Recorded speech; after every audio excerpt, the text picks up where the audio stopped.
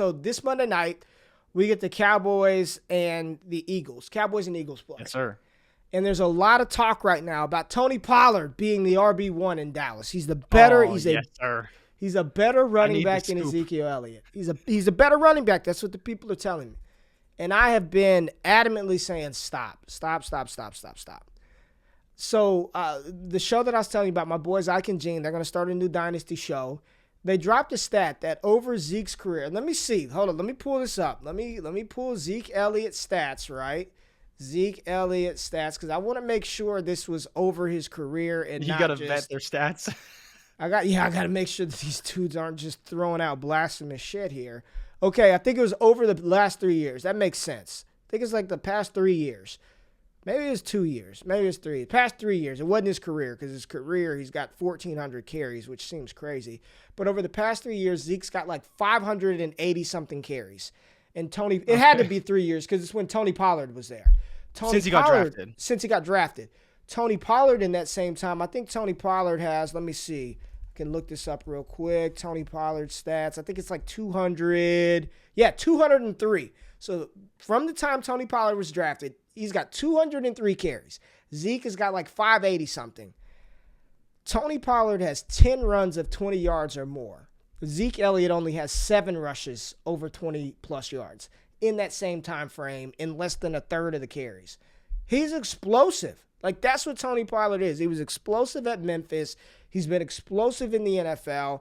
And we were looking it up last night, and somebody was like, no, dude, Zeke's, we were talking with the patrons. We were talking about Zeke. No, Zeke rips off long runs. He rips off long runs. Do you know what Zeke's longest career? This blew my mind. His longest career run? Do you know what Zeke's longest career run is? Based on this conversation, I'll say about 53 yards. Okay, you're really close. His career long run is 60 yards, okay? Okay. But for his career, hold on. This really, when I looked this up, I was like, wow, man.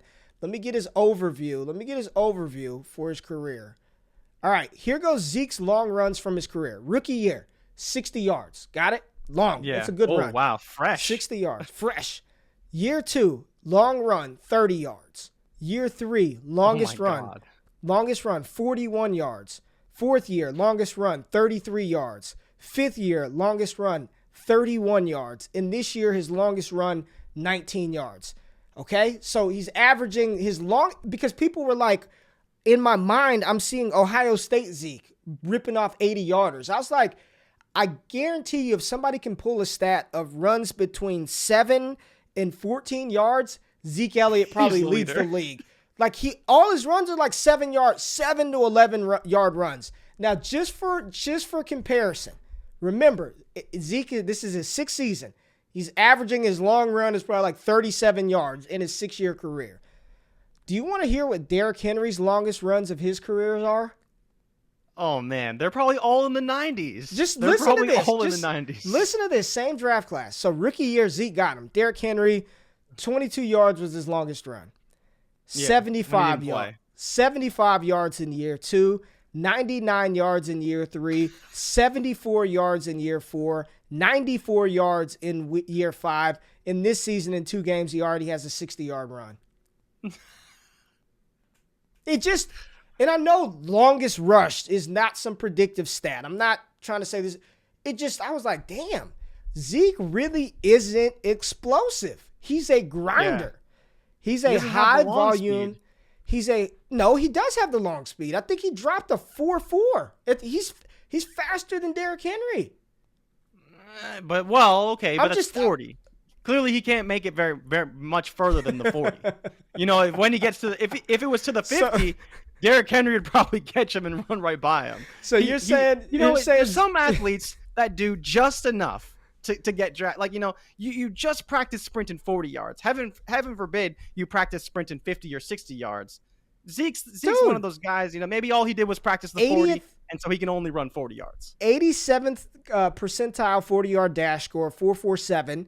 That's probably and that's legit. 95th percentile speed score. Now, Derrick Henry is a 97th percentile. Speed score, yeah. He's 97th percentile. But the point is, so are you telling me once Zeke hits 40 yards, the acceleration just I would just love a stat on that. Like I would just love to see where his top speed goes from 40 yards and beyond. Well, he's 3 or 4 instances of that. He hasn't even but gotten Derrick there. Henry, you see him get faster and faster and faster and faster. Hold on. But dude, think about this. Like, it's just mind blowing. Think about this, man. We're talking about his 40-yard time. He's only hit a 40-yard run once in his career. One time. Well, maybe in his rookie season he hit it multiple times, but 60 was multiple times. Yeah. I'm going to stick with the narrative is always better than the truth. The narrative, never forget that. You got to stick to the narrative over the truth. I'm going to say he's only hit 40 yards once. It just blows my mind that when I just think about how good Ezekiel Elliott has been in the league, and I'm not, listen, I'm not taking away from how good he's been. 1,600 yards, 1,400 yards, 1,350, 7. But Zeke is a grinder, man. He can catch the ball, but yeah, no, man. So where do you end on this? Because we went back and forth about Tony Pollard and Zeke Elliott, but where are you at on the fence? You know, you're part of the Dallas media now. You are in Dallas. Well, you're close to Dallas. Not in Dallas anymore, but you're close. So what is your take? Give me your 2-minute spiel or 1-minute spiel. Who's better? Why are they better? Should Pollard be starting? And how do you feel about this whole situation? Zeke is still the starting running back, man. Zeke is still, I think what he does well. He's a physical running back that can move the chains, that you can give the ball to. He's going to move the chains. He's going to grind out yards. He's going to get you those tough yards. I think it's a Alvin Kamara, Mark Ingram, Nick Chubb, Kareem Hunt situation. I think what's happened is, I'm not going to sit here and say Tony Pollard is going to get 20 carries in a game. He's not going to get 15 carries every week. But what he's going to do is he's going to be on the field. You can't take him off of the field. And I think with Michael Gallup not being there right now, that makes Tony Pollard even more valuable because he's so dynamic in the passing game. I just think we're going to see a lot more Tony Pollard. And there's going to be instances where you have Ezekiel Elliott and he's not on the field.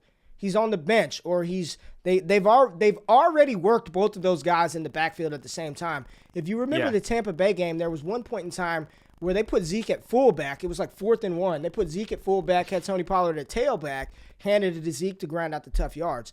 I'm still on the side of, I believe at the end of the season, Ezekiel Elliott has more carries than Tony Pollard, more rushing yards than Tony Pollard, but Tony Pollard's efficiency and how good he looks, I think he's working his way into a nice 1B running back contract. I think that's what Tony Pollard is working his way to. I don't know if Tony Pollard is a full workload running back week in and week out. And do you think he could be Austin Eckler? I don't know if you want him to be Ezekiel Elliott. I think you want him to be Austin Eckler, Alvin Kamara. I think that's what you want him to be. I think that's when Tony Pollard is at his best. When he's coming in, when Zeke has already smashed the linebackers in the mouth a couple of times, they're dropping down for the run, and then you get this explosive athlete out there, and let him do his thing. I think that is how he's gonna operate, how Mike McCarthy's probably gonna use him. And for fantasy football purposes, I think Tony Pollard is getting close to a weekly start. I think you've got to. Yeah. I think you probably have to start him every week, at least in a flex spot. And if you're a 0 RB kind of guy and you got Tony Pollard as your RB2 you're flexing later, right now. You're feeling good because you're probably loaded at receiver, even though the top 10 receivers in fantasy football right now, nobody would have predicted it's Cooper Kupp, Deebo Samuel, Adam Thielen. Brandon Cooks, Adam Thielen. Tyler no one would have predicted. Tyler Lockett.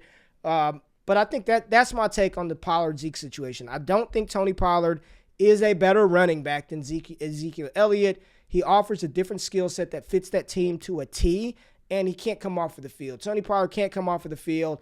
I just was looking that up, and it was just interesting to me because Zeke has not been explosive. I mean, 30-yard runs is what you're getting out of him at his best in a season.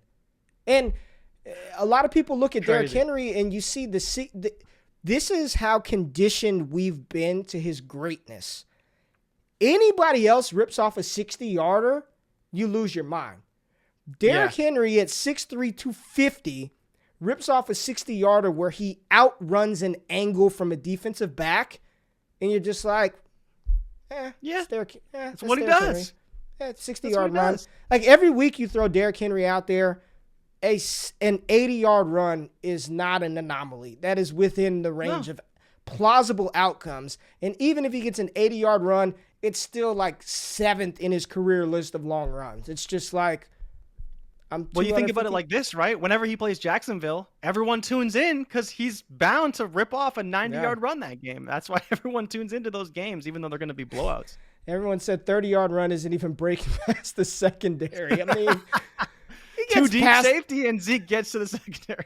It's pretty close. If they're too deep, it's probably close. He gets there and gets tackled.